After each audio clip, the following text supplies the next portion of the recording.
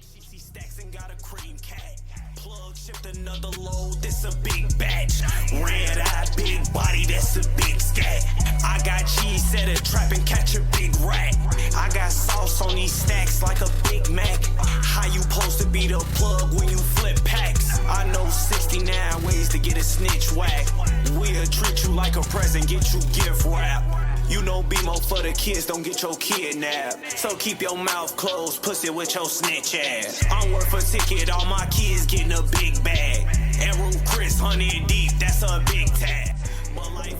Yo, what's good, man? It's your boy Jay Banner here for another take from my man BMO the Great, man. That's a track right there called Off the Great Expectation album, man. Make sure you go see that project, go listen to that project, check them out. Mud Life Records in the building, man. What's up with y'all, man? Great, you already know what it is, man. It's good to be back. Yeah, what's up, brother? How you been, man? And I just been chilling, focused, working, just trying to stay locked in and keep the music coming, really. Yeah, how's that been going for you? Staying focused. You know how it is with everything, like, really everything been changing since we kind of like in this new area, like this new era of content, where content is just, it got it in the chokehold right now. It's everything different, but, you know, it's all about adaptation.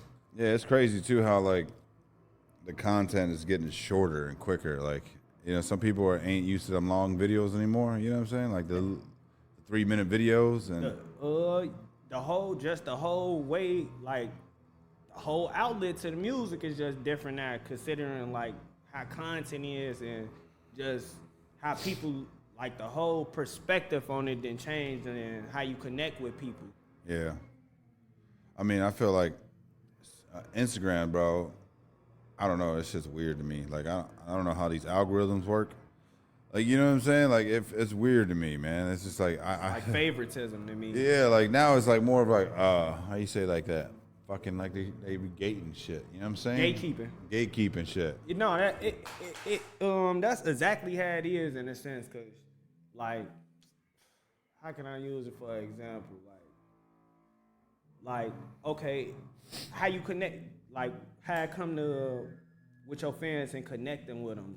I was just speaking to one of my boys about it. Like, there's no uniqueness to, like, when you find 9 times out of 10 when people name a good rapper who's their favorite, when a person says their favorite rapper nowadays, it isn't because they think they're the best. It's just because they like them because of their personality, and that's because the content that they able to see as compared to back in the old days, like, the music and your music was the only thing that people had to base on you, as in you didn't really know too much about Nas besides what he put in his music. Yeah. You ain't see, I see Nas be at home playing Call of Duty or Pac-Man and shit that. As in compared to now where your content gives you that choice. So it's a yin and yang to everything.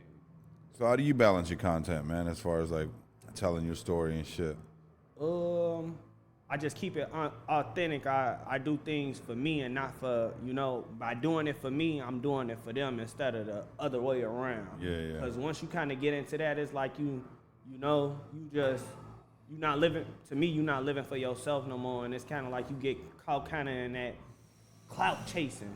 So. And that avatar life that you build, right? Like. Yeah, you become your own gimmick in a sense. So it'll get delusional.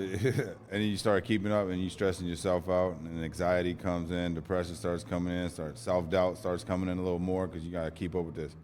That, in a sense, like the internet, 9 times out of 10, what you want to get recognized for isn't what you're going to get recognized for with content. That's why it is the way it is.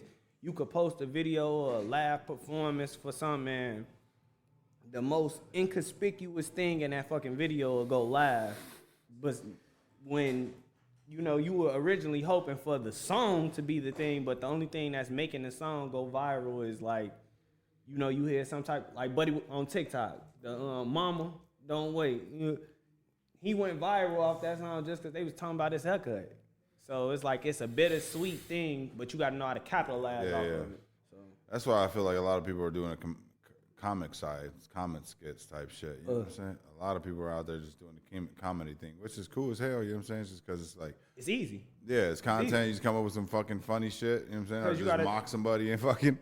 Yeah, I was just gonna say because is no real originality to it. Because if you know how to play your cards right, you just redoing what someone else doing, and you don't really got to come up with your own idea. You can just add your own spin. So. Do it what's hot. You know what I'm saying? Just utilize what's hot.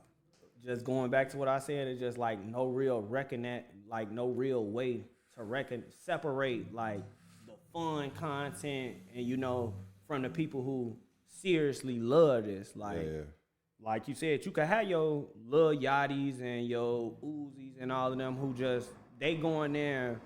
When they go into the studio to make music, they don't have the best in their mind. They have fun, as compared to people like Nas, Jay-Z, me, Herb, who go in there when I'm writing a verse, or Cole, for example. When I go in there, I'm writing that. This shit ain't just for fun. It's for the best. I want to be the best. I'm trying to make sure the motherfucking mic on fire after I'm done, as compared to other people who wouldn't. So, different strokes, different folks. But at this point, technology is getting where it is that we do need to set a boundary line. For me, Beating. like someone needs to set the platforms where artists who do take, because it's like the people who this is their life, their art, their craft, who really take the time and put the words, like real lyricists and MCs, you could say they feel like as if they're neglected because they don't take the clout chasing way, the clout chasing route as compared to other rappers, and that don't mean they not better than them. Because now what people will say is, oh, well, shit, he flopped. He can't be raw, but his shit'll be like the numbers don't base the quality in a sense.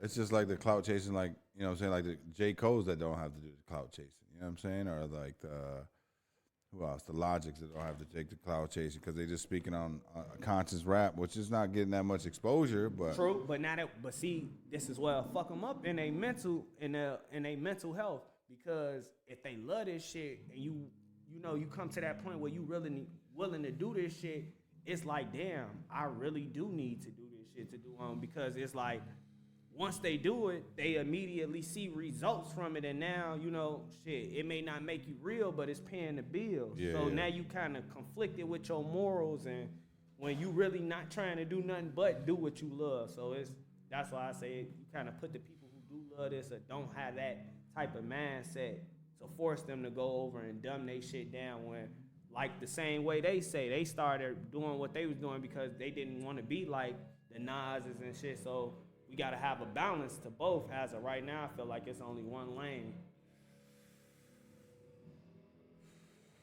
To me. Yeah. And shit too, as far as like the direction of the narrative of the music is going too. It's like it's just trying to keep. Cause I always be talking about this as far as like how we influence our young ones, or the ones underneath us. You know what I'm saying? For sure. So like how. Like I was talking about J. Cole and them, they don't get as much recognition. Recognition or airway because of the shit that they're promoting. You know what I'm saying? The narrative they're speaking. You know what I'm saying? As far as using more conscious style rap and building knowledge and shit, giving knowledge and wisdom.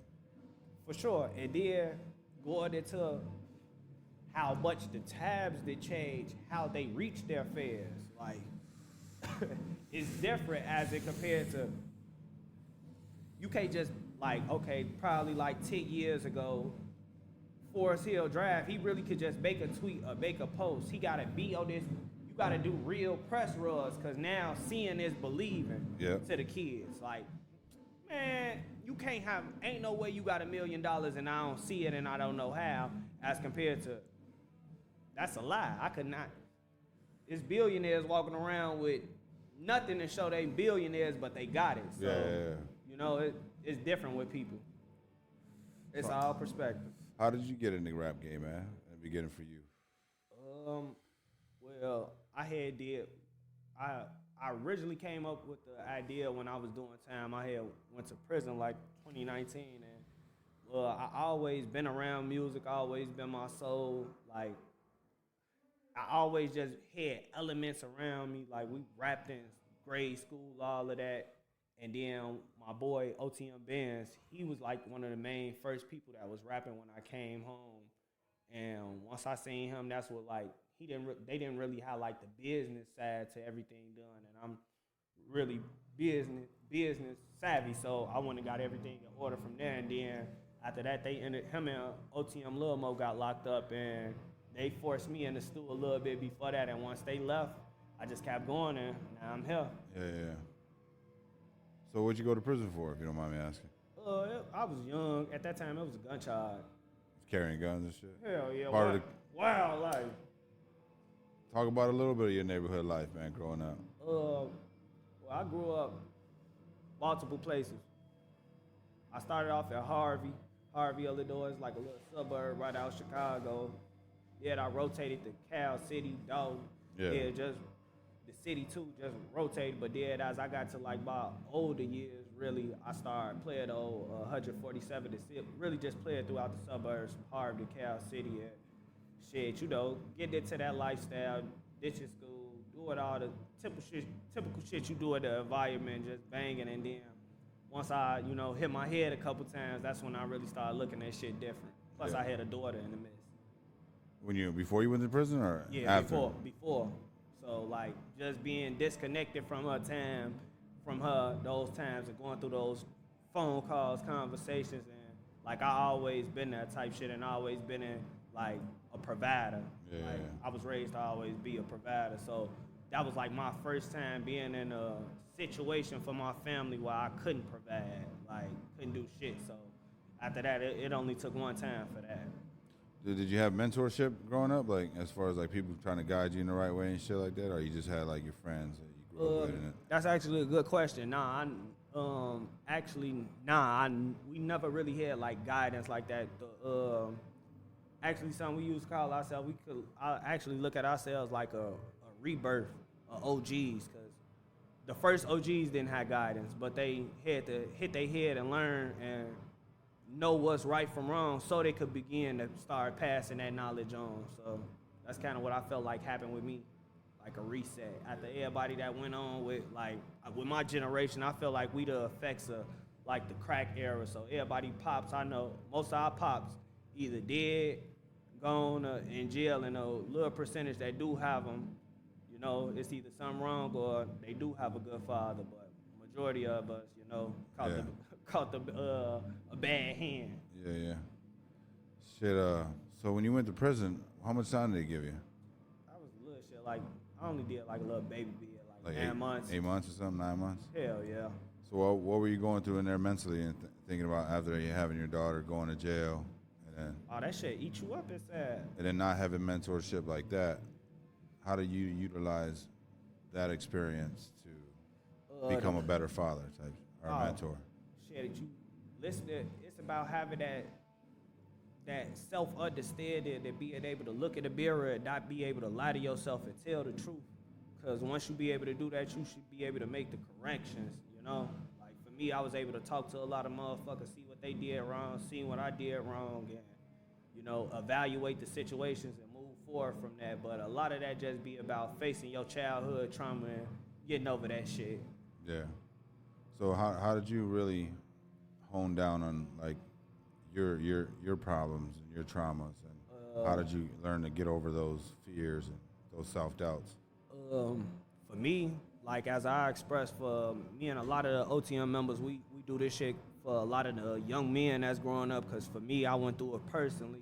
Like I'm actually in the works of opening this program for a lot of the kids after school, because it's just about emotional intelligence. I felt like one of the things we didn't learn as growing up as young boys was like how to deal with our fucking emotions. Like 100%. Just considering that for the boy, I can't speak for the ones who did have their father, but for the ones who didn't have their father or mentorship, like I didn't know how to deal with any of my type of feelings, even when it came down to like not even just like anger and sadness, like just being horny and how I feel dealing with women and shit, like 100%. how I feel to ask those type of questions and do so.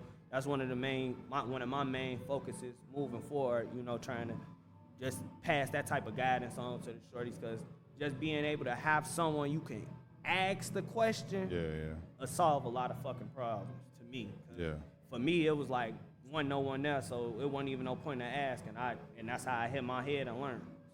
And that's the problem with a lot of young brothers, man. You know what I'm saying? That I deal with, and I run across on the podcast. Same situation. You know what I'm saying? Going through, because I didn't have my dad either, bro. So I understand like trying to be there and ask those questions that need to be answered, but nobody's there to answer them. You know what I'm saying? Or asked to be asked either. Because then you might not be in a sense, you might not be one of those smart people who even know how to articulate yourself to even know what to ask. So it's you would just be all fucked up and just strange, and that's why a lot of the kids just turn to the streets with the first resolution, getting high. Yeah. And then buying shit. They ain't had shit, so that, the first thing they gonna do is get high, buy shit, and that's gonna take their man from the situation, not solving the problem, because you still gonna have to deal with those things for the rest of your life. Emotions aren't something you could ever avoid. Yeah, 100%. So how do you utilize all that trauma and your life experience, man, with making your music? Oh, I take it in up.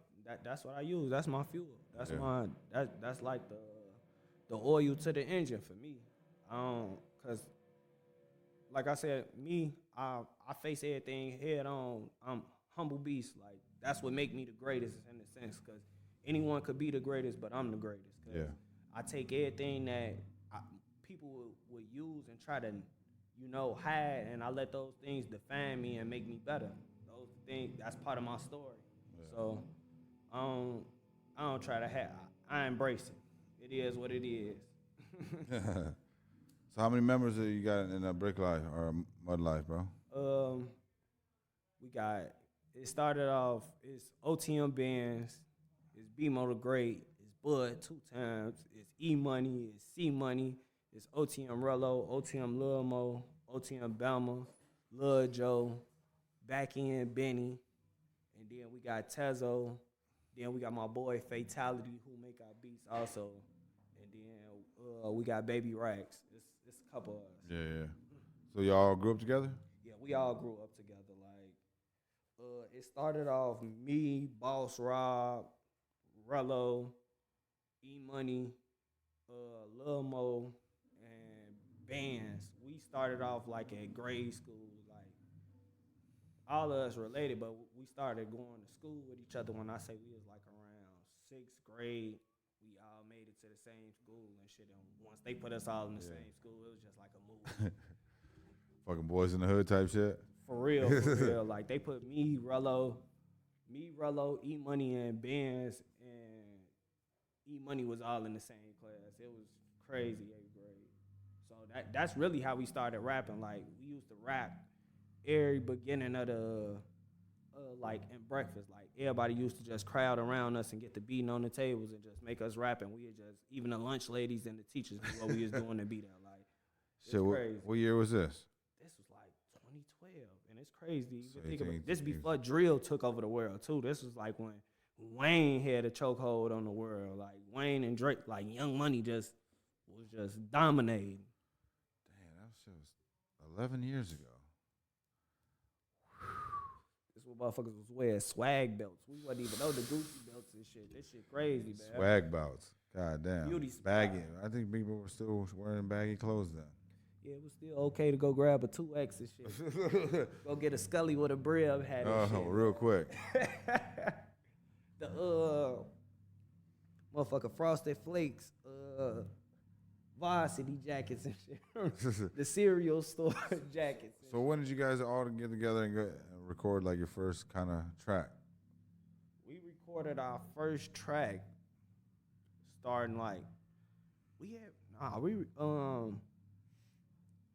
like unofficially, no studio, like just unexperienced engineering shit. I say we was probably like 2013, 2014, but legitimate paid for a studio time, say like 2019. How was that when you first went into the studio, man? You started like really doing this? They started rapping before me, so I was going in like on some real, like some Diddy shit. I was just paying for the studio time, letting them do them, and then I was just amazed, like, how they just doing this shit, and then just seeing how everyone work with each other, and like, cause I got like, for me it's different, cause I'm the head of the label. I rap, but then I love music. Yeah. So it's like I can get in CEO mode, which I referenced to Diddy. But then when I'm in the studio, I can switch out of BMO to great mode and start rapping and get into like I say like DJ Khaled, because I know what it takes. I can't really put words on it, but I know what it takes to make a hit. Okay. Like just the essence and the vibe. Like like once we get the idea of the hit, I know what it takes to finish it to make it a hit. Like like the cadence is down to the words and the ideas and the wordplay, everything. So it's like on some Rick Rubin shit. For real type shit. Like when it get down to the nitty gritty of the music. Yeah, so yeah. It'd be crazy. I mean, that's a unique skill too, man. A lot of people don't have that keen of hearing. You know what I'm saying? Man. To make the host like you know what I'm saying, it takes something so different. Like I remember one time listening to a video of Rick Rubin, and he was talking about System of a Down. They're a rock group, and he worked with all genres of music and artists too. So there was a lyric, and it's crazy as hell, because he was like had a writer's block. He couldn't remember he was having a trouble time finishing this lyric.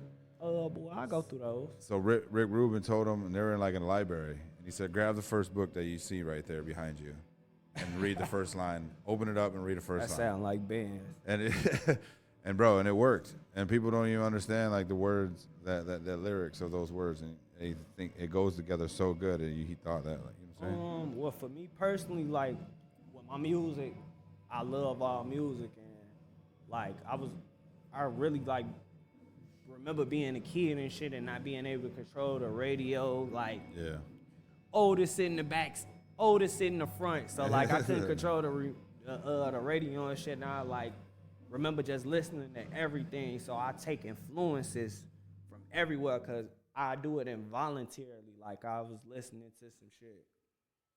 I was listening to one of my songs I made in the stew. Then I happened to been driving, just listening to the Apple radio, and it was some Method Man, some old Wu-Tang. And I'm like, damn, I was just doing these cadences, and I ain't even know it was like spot on. No, I'm damn. I ain't even. It's just, you know, that's just how it goes. So that shit was cold. So how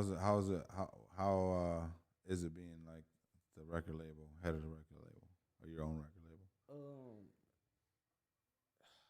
It's half and half. Times I love it, because I love them. Like I said, music is my heart and passion. I love it.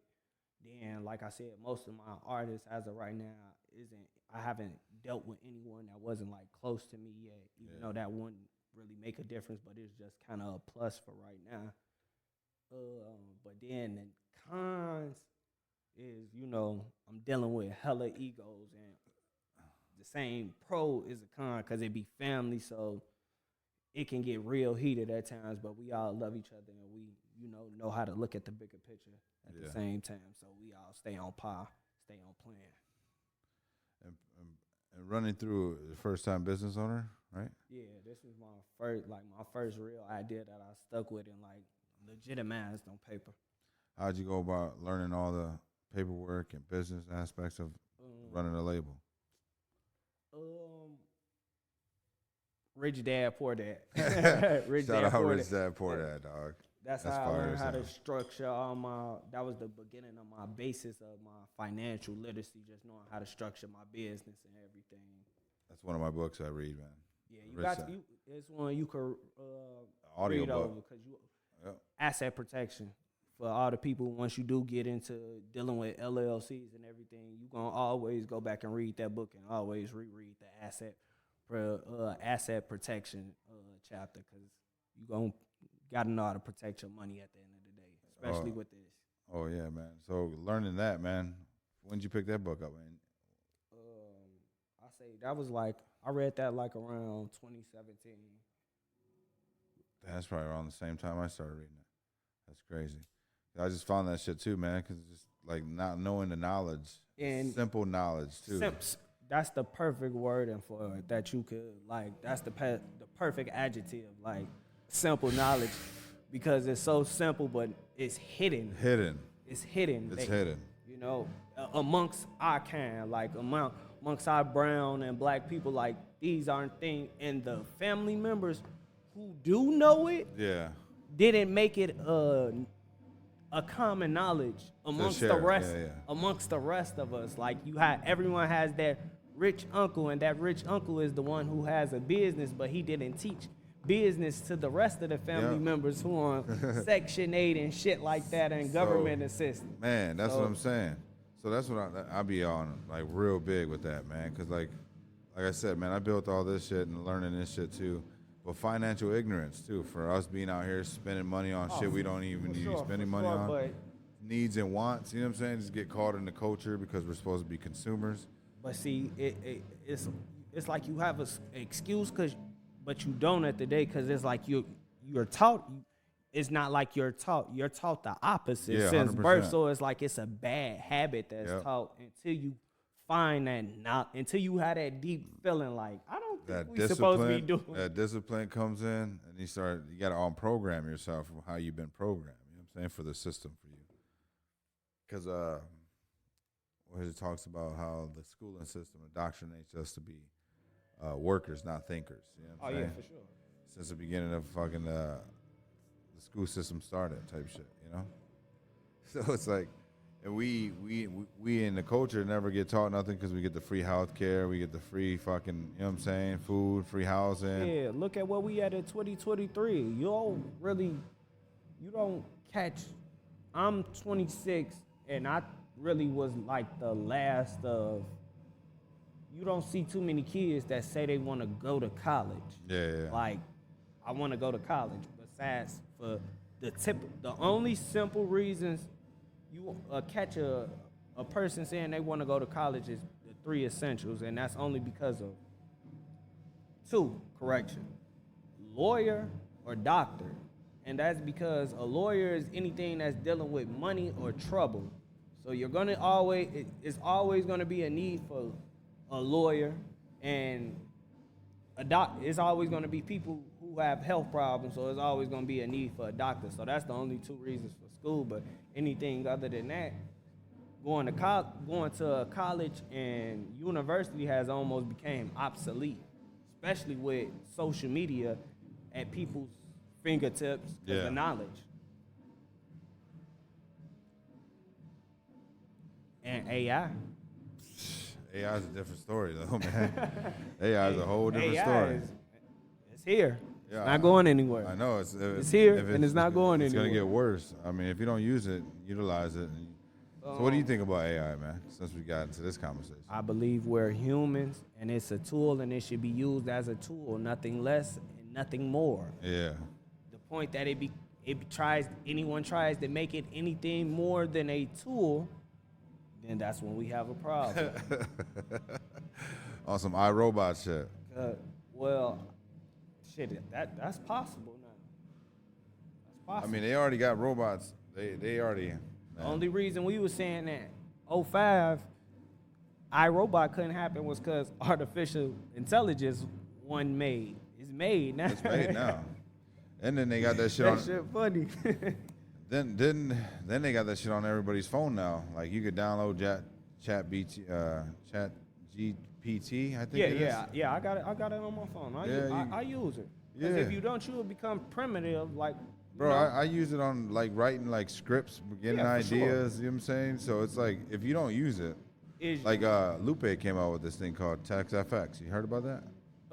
Say that one more time. Lupe Fiasco, he came out with an algorithm or like an AI program. Oh, yeah. TextFX. Me, like I said, when it's all about intent for me with AI. Yeah. Because it's all about how you plan on using it.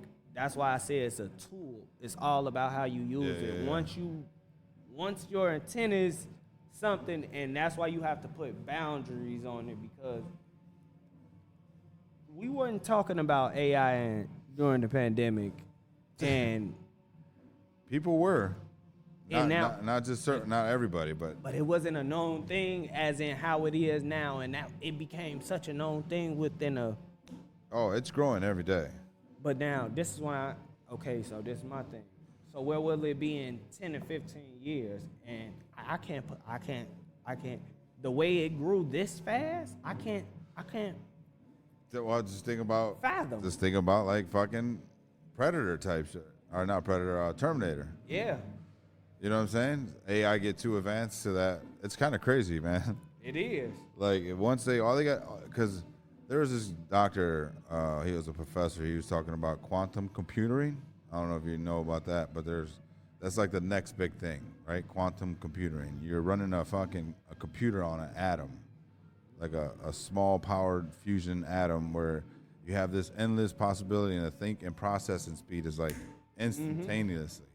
So now this thing, once it becomes a quantum computer, and it's going to analyze all our data in a matter of seconds. Not like it is now. Like you thinking about from the beginning of time of records. The internet. To now, Once it gets to the internet, it's infinite. It's over. And then it's gonna realize that human beings are the problem of this harmony that this planet is. You know what I'm saying? Yup. And then what is it gonna do? Fuck it. All these guys they got mass destruction weapons. We can link into this. It's just all wired. If we on some hash shit off the cushion, we talking about how it could happen. It could happen like this. Give it 10 years. I could believe someone making an AI who, let's just say for example, they say they make an AI that they just wanted to live and be like us. Bicentennial man. Once they do that, and it feels like that, all they got to do is get a battery supply and run on its own. And after that, we just seen Avengers. Once they hook up to the internet, it's just gonna keep switching bodies. So at that point, we gotta shut down. But at that point, it's gonna be so detrimental to us to shut down that internet. We ain't gonna want to do that. Man, you don't think there's probably an AI system already running for the United States or something for the government or something? Oh yeah, for sure. There's probably an AI programming already running for. For sure. They already using it for analysis, which I could understand. But it's a tool. Once you allow it to run on its own, that's when you got a problem, because that's a kid. It's like a kid, but not a kid. And it's learning 10 times, a million times faster than a human. Absolute no emotion. So if we the problem because of emotions, what you think that's gonna be if it has no emotion? So but at the same time, like I said, you still can't. It's yin yang, half and half. You still got to get. The more you tell people not to, you just got to set the right boundaries. That's fair, which is hard, but it does need to be boundary, because it can go pretty fucking left at any moment dealing with that shit. So you got these guys in the studio all the time, man, or what? Oh yeah, we always locked in. We got a couple projects. We still really deciding if I want to. We got some shit for Thanksgiving. I'm really deciding if I want to do something solo for because I gave them what that was great. I gave them great expectations on. July? July 4th. I gave them that July 4th. So I think I was gonna probably do something for New Year's. Give them a New Year's, a Christmas project. Plus we also got something coming for the whole label, because we ain't did something.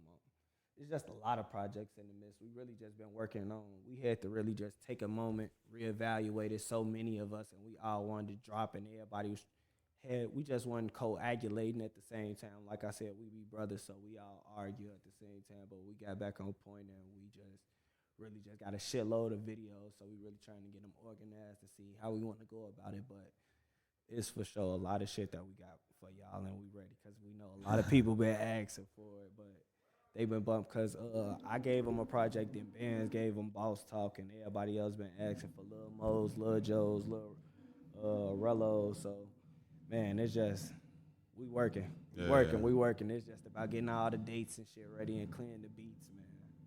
It's really about the beats. Clearing the beats. How's the process with that? You gotta just basically, if you use a sample or something from somebody, you gotta samples really, because that's one of the things dealing with as a label, because I'm the one that really has to worry about that, because it's not like if they just drop a song, if they was just the artist who just dropped a song and it went viral and that, it wouldn't really be so much as a debacle, as in it's already a label, so it'll just be them suing them for that one song, and they just blew up. So they're only really suing for that song as compared to if a song blows up and it's one of them and it's on the label, they could try to sue all of us then because it's the label, you know. So okay. it's just about having all your, Shit your cleared up. your ducks in a line. Because some producers really do be on lame shit. Because be on song blow. They try to say they want everything or try to say they want some outrageous shit. But the way I do real artist development with my artists. So it's very rare that we do something with a producer that we, don't already have a lot of music with. So if that was to happen, I could go to them and negotiate with them and be like, well, it ain't even, we got other songs with other beats with you, so how you want to go about this? Because if you're going to try to do this with me for this beat, then I'm going to have them go change those other beats off, and those could be opportunities for you now that you see YouTube obviously has a recipe that works. So it's just about business, having everything in order. And how you do about promoting marketing? You buy like boost posts and shit like that too? Oh yeah, you gotta run marketing. It's all about running your ads, but the main thing as of now right now is just it's so much about content. You can't just run ads on anything, so you gotta really kind of make enough content and be consistent enough that you know what to push. Okay. And as long as you know what to push, you should have a good idea. But I hate feeling like it was once upon a time when I was boosting every post and I still felt like it wasn't doing shit. Yeah. And I'm spending money. If I'm spending money, if we're gonna spend money on anything, it's gonna be working. For sure. So like what would you boost, like just regular posts, or would you try to boost just like your songs, or you guys working in the studio type shit? Just everything that came to pertaining to when it was a drop, Man, I feel like Instagram has changed dramatically. Like 10 years ago. They got cocky. Like 10 years ago, I should have just never stopped posting Instagram pictures. Got cocky. And then they started racing people and shit. Like, what the fuck? Well, they got Instagram is Instagram, but you got to think they still battling with TikTok. So it's a whole lot. Then it's always changing the world. Like the world just got where it was as into now with content and the music. Like just as even right now with podcasting and music. Like how like y'all got it. If y'all don't know it and no one signified it and said it, like podcasting is the way now for like for R&B artists now. Like if anyone hasn't paid attention, if you see an artist 9 times out of 10 doing something, there's something going on. Like because there's no 106 in Park, there's no video premieres, there's no real radio stations. Where do you really go to look at your music artists besides their social media posts to really know what they're doing? Podcast. Yeah, man, that's why I created it too, so that everybody can hear stories, man. Everybody can hear your struggles. You know what I'm saying? My struggles of going through entrepreneurship or chasing our dreams. You know what I'm saying? Getting it out the mud. So that way people can hear that motherfuckers are out there like us. You know what I'm saying?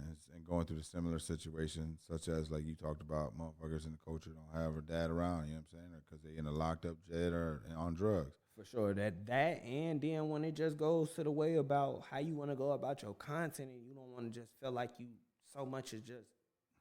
There's nothing wrong with change, but like I said, feeling like you're in a sense of chasing it. Yeah. Even though you chasing your dream, but you still don't want to feel like you selling out yourself. Like you should be able to tell, like that's something I know I was willing to do, and something that's me, and that's not me. The real sacrifice. You feel me? Yeah. Like, so it's just with that, because it's tough times, and it feel like the other side is just so unrepresented right now. Because it's like no one really feels like, who was that just talking about that? I think that was Rowdy Rebel just saying, like, I won't just talk about women rap, but even going to the men's side, like, for women, like, look at the women's side of the rap now. Like, you don't really have people that like women that speak on a respectable side, even though it's all wretches. Even going up my way and what I talk about with my music and going up, like we don't really have like a. I switch it to the men's side. We don't really have like positive roles now. Like you don't really see like role models. Like the only person I consider a role model in today's media amongst everybody from rappers, celebrities, like is only LeBron James. And that's only because he's never had a scandal or anything foul between. The worst this man had was his mom sleeping with, and that wasn't even him. Like no drugs, no gambling, no cheating, just straight basketball. Just did what he's Basketball supposed to do. family. And he's not even like a activist or anyone. You get what I'm saying? Like Malcolm X or someone. Like who would you say like we don't have any top scientists? Like who's our Albert Einstein, our Stephen Hawkins of today? Kanye West. That's fucked up. What of a Stephen? The genius mind? But I'm saying like I'm not knocking him for his artistic genius, but I'm saying scientifical genius. Like Stephen Hawkins, the guy who, if I asked him how would I get to Mars, he could tell me detail by detail. Elon Musk. And then we don't, but like, and I'm not. See, this is what I'm saying. Not intelligence wise, but as in moral wise, like role model wise, you can look up to him and tell your kids like, that's who you someone, want to be, and not have a problem with it, and not know they can go get on Instagram or something or later down the road and see something. And even though everyone's human, you get what I'm saying. But then it's just those certain individuals in life. That's what role models are. Yeah, I feel like Rick Rubin would be a good example. For sure. You know what I'm saying? For sure. Just because he just moves at a different, like everybody moves at a different frequency, man. Like you got to find those people that are compatible with your frequency, the genius, the intellectual levels, you know what I'm saying? So that way you can have those intellectual conversations. And meet different people. Yeah, meet different people. That's why we need to go out and meet and network instead of staying in our home box, you know what I'm saying? And you got to. Yeah, because if you're going to stay in that box, you're just never going to get out. You're never going to see what the world is. You're never going to you're never going to get a drink of that water, should I say, because you never know what it's going to be like to be thirsty again. You know what I'm saying? So we got to teach, like you said, we got to have better mentors, but it starts with us realizing that what's missing. You know what I'm saying? That self-evaluation. That role model is missing in the system now, man, and that's a good point you brought up. You know what I'm saying? So now you recognize that.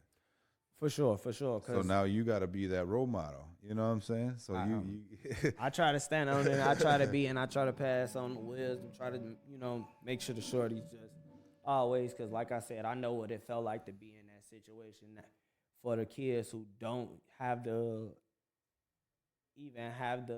intelligence level I had, that's even lower, because that's how you reach it. It just takes, just being it. It really just started with a simple question, just being able to ask, like, man, hey, I'm having problems. How can I solve them, man? A lot of kids don't have that. Yeah. Or don't have people in their life that's going through that can really ask it themselves. Because, like, you probably do have moms and shit that care, but they focused on paying bills and shit, so they not able to see those type of things and notice the shit that's wrong with their child to ask them questions. So it's just about having that love around or that sense of I know I can.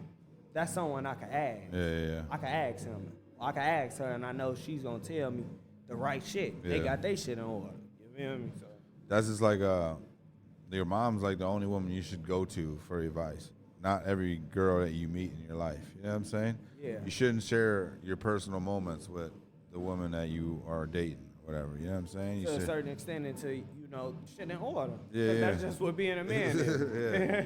I mean, it's cool to talk to your girl, yeah, but and as far as like getting advice, you go ask that from your mama. You know what I'm saying? Yeah, hell yeah.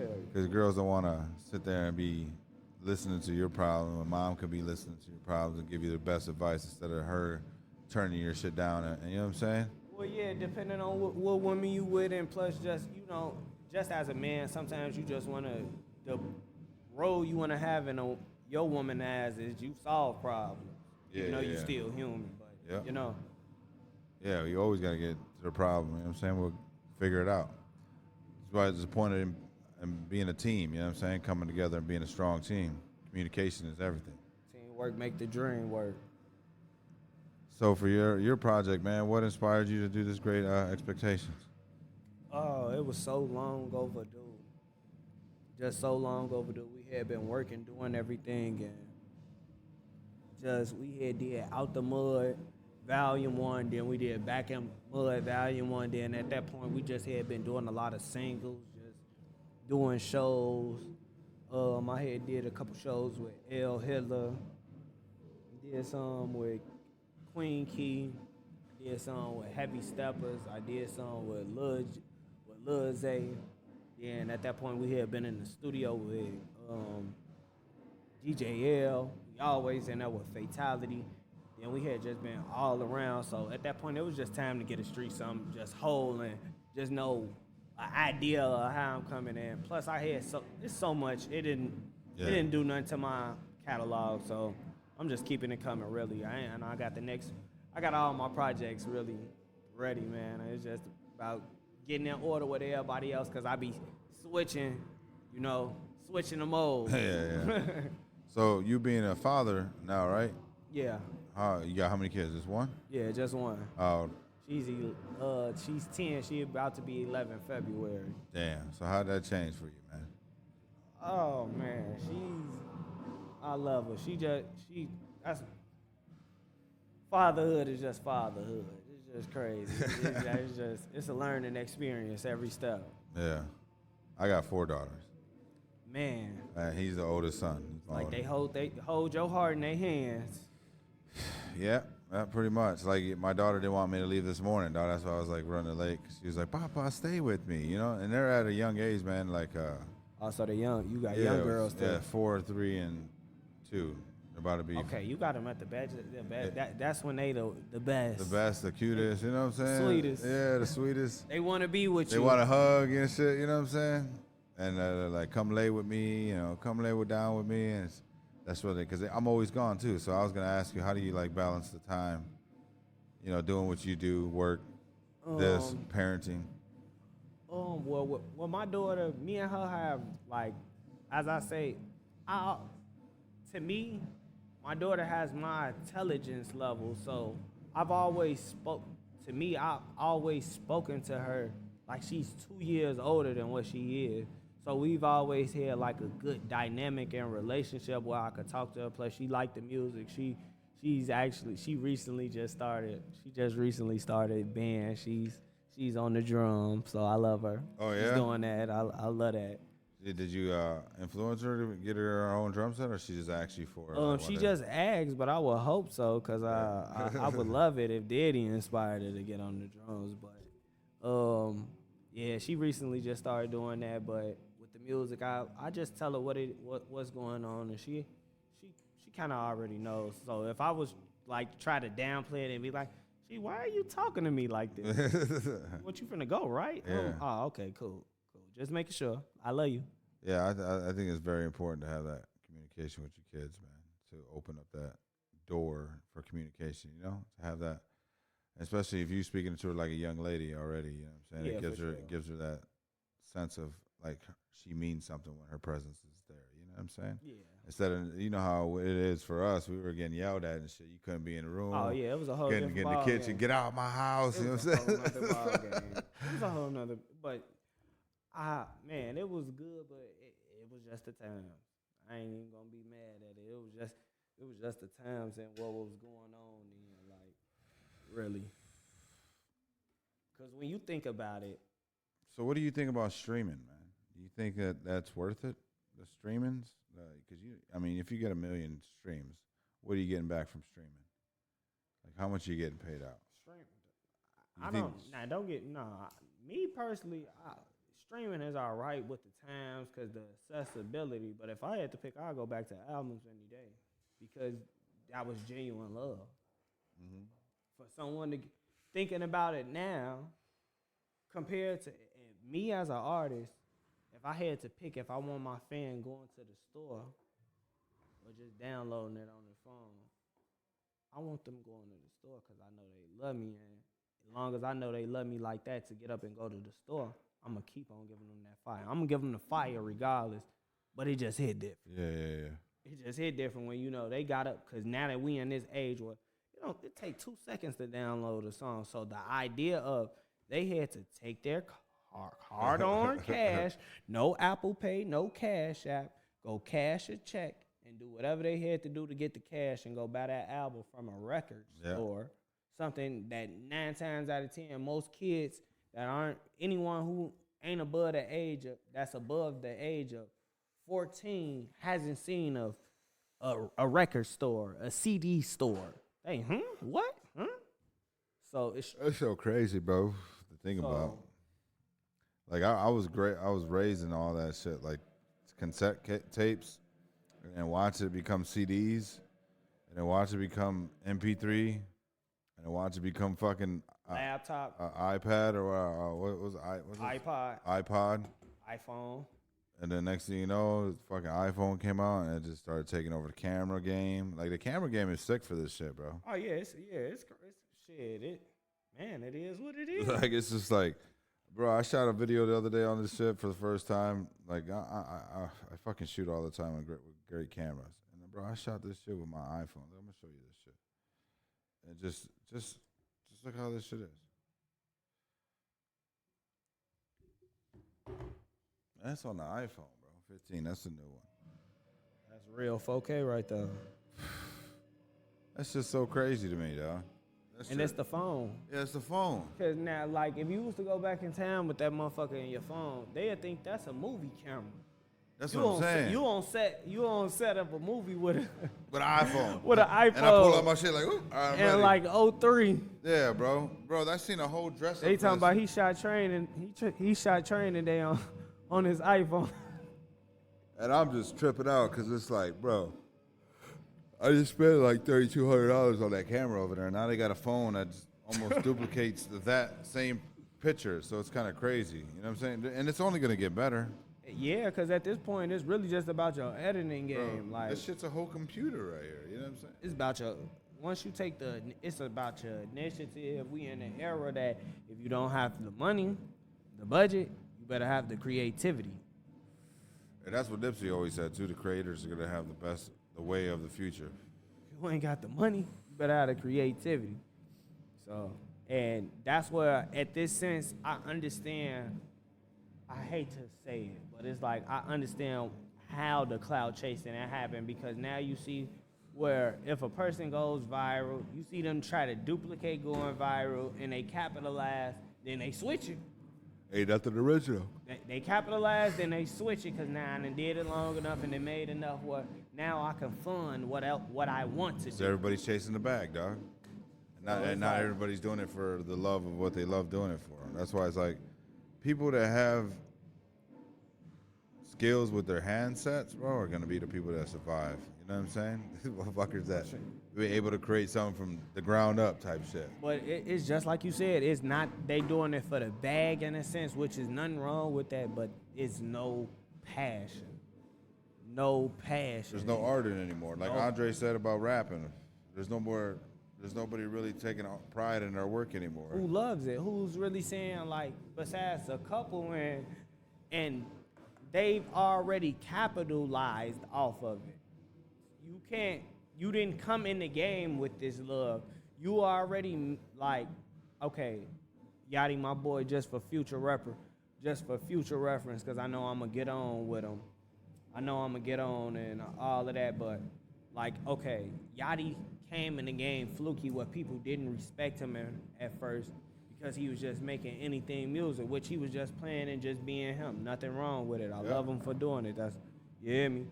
But now that he capitalized off that and he finally woke up to a point where he woke up and now he want that respect, he's putting that respect behind the pen.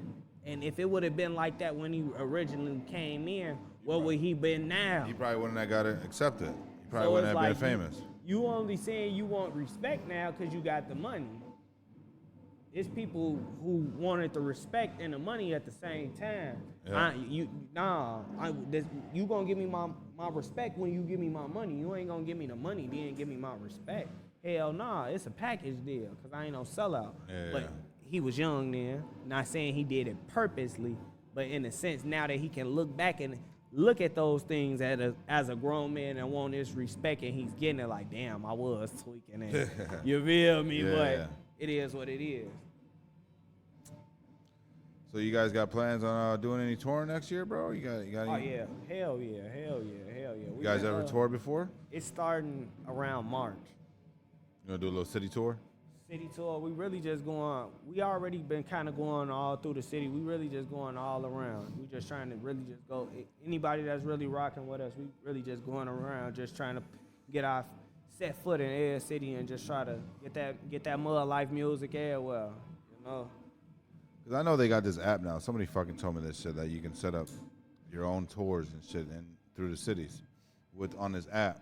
And they got venues you can pick from, and they'll set up the venue for you and expect you to come up. You know what I'm saying? Show up that day. They'll promote it. I think I heard of it because I be using.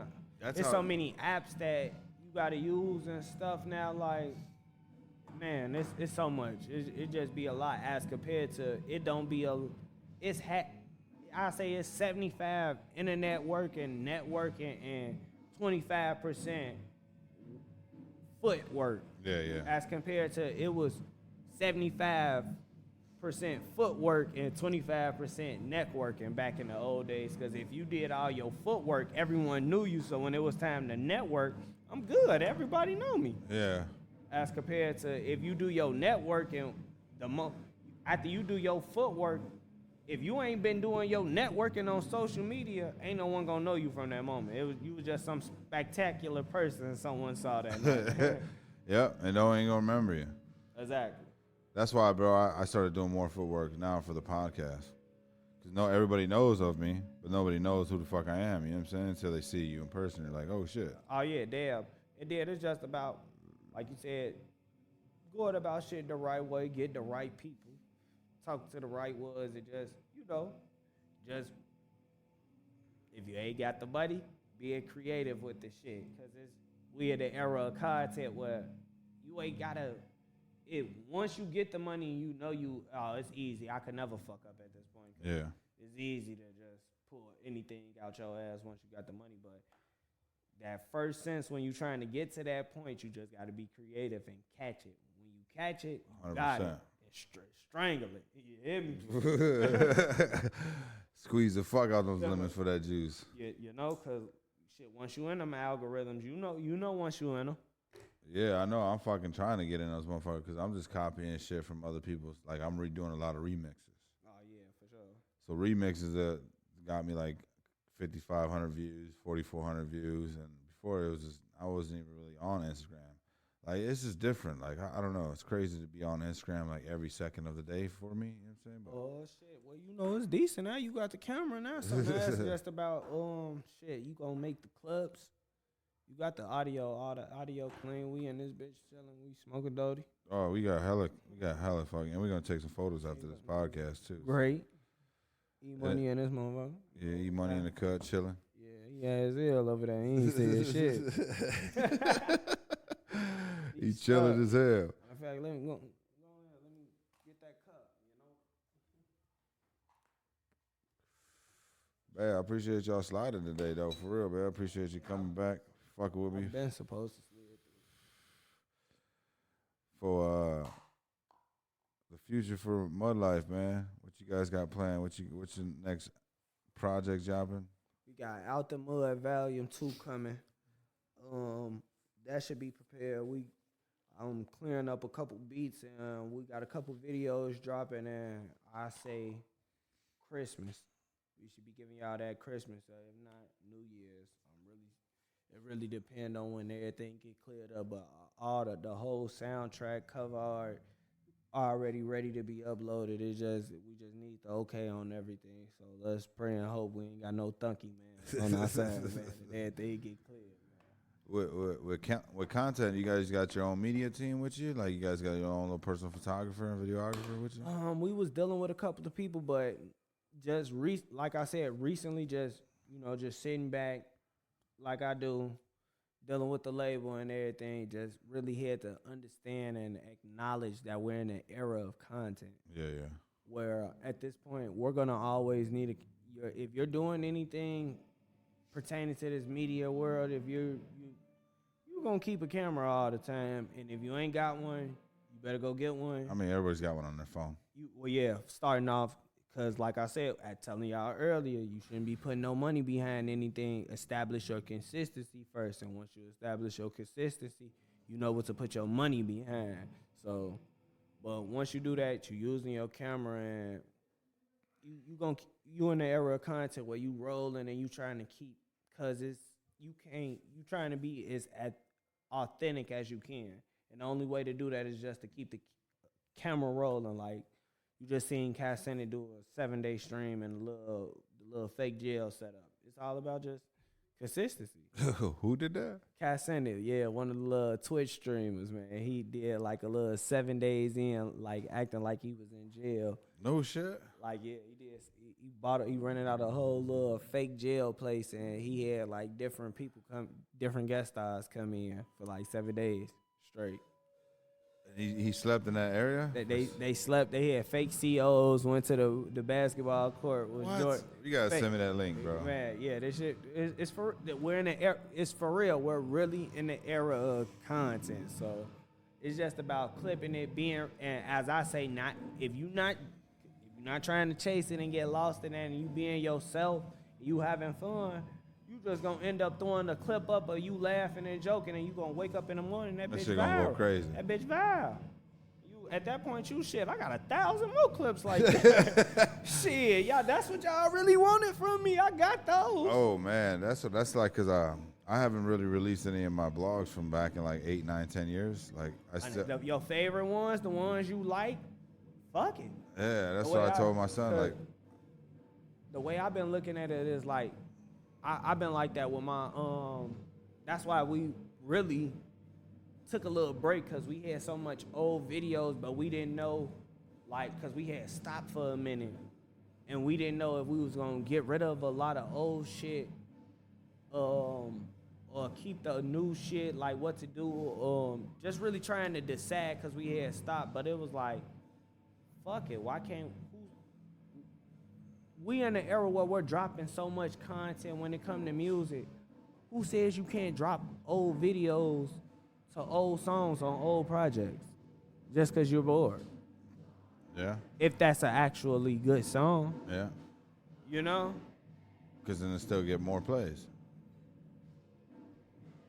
Who said it? Because now, as in compared to old times, where it'd been like, well, why you doing that? And it's like, cause shit, we gotta drop every other fucking week now. If you want to be real, cause it's because you can still re-drop it, because this is gonna re-fire up the song. Cause shit, I just dropped a video last week, and real shit, like for example, people weren't probably listening to something, and now you drop another one, now they listening to that one. It's just about keeping the wheel grinding. Yeah, Whether they listening or not listening, it's just about consistency, because there's nothing unique. So you have to all I could do is overload you and hope you pick mine, because all you doing is watching. All there is to do is watch. Yeah, that's why we're adding YouTube now for this podcast. So we're drawing it up and figuring it out now, so that way, because the lighting's kind of crazy in here right now. I redid the walls. I don't think you were here when it was like this last time, right? Nah, you said, yeah, you painted more. Yeah. We built the psych wall so that way it looks like you're in an infinity room. We'll take some pictures. I'll show you after this, man. But appreciate you coming through, bro. Chopping it up again, man. Appreciate your presence, bro. Good conversation. Always. Good knowledge for them young guys out there to tap in and listen to, man. We're gonna take it out with Top Dog, bro, from that Great Expectation album. Great. Go ahead and punch that in, bro. They already know. Great. Going through a hard time of the struggle. Be more the man. great Just Top keep Dog, going, man. Make it through that shit, man. We all go through it. It's your boy, Kush Podcast, man. We out. It's tough. KSM, go crazy. Had to get that money, nigga, going through hard times. In the trap, watch them fiends doing them hard lines. And this trap could do a 50 in a week's time. We serve big bowls, now remember them little dimes. Snatch right to the face, I guess it's picture time. Ice sauce, ice floss, they want pictures now. I put that